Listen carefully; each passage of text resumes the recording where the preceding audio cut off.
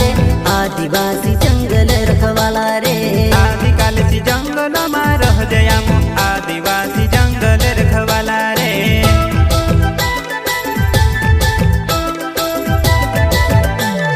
चल जंगल जमीन काजे पूजे रे आदिवासी दुनिया ने रखवाला रे बाप देव खतरी काज पूजे रे आदिवासी सबसे निराला